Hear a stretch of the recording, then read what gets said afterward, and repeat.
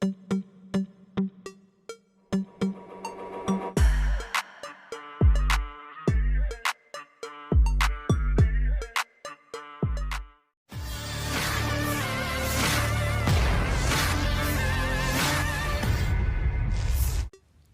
anggota militer Volodymyr Zelensky kembali menerima serangan brutal dari infanteri angkatan bersenjata Rusia. Seperti yang terlihat dalam sebuah rekaman yang ramai beredar di aplikasi perpesanan Telegram pada Selasa 19 Maret 2024. Pada awal rekaman menampilkan bagaimana titik vital infanteri Ukraina berhasil dideteksi drone pengintai Rusia.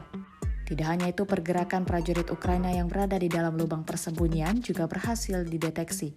Tak ingin kehilangan kesempatan, operator pesawat tak berawak Rusia sigap mengirimkan drone ledak dan menjatuhkan granat. Hasilnya terjadi ledakan dahsyat di sejumlah titik konsentrasi musuh dan memicu kepulan asap yang tebal.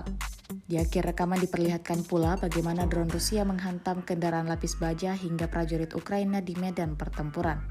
Berdasarkan keterangan unggahan, rekaman ini menampilkan bagaimana pekerjaan pilot drone dari Brigade Pasukan Khusus ke-14 arah Ugledar.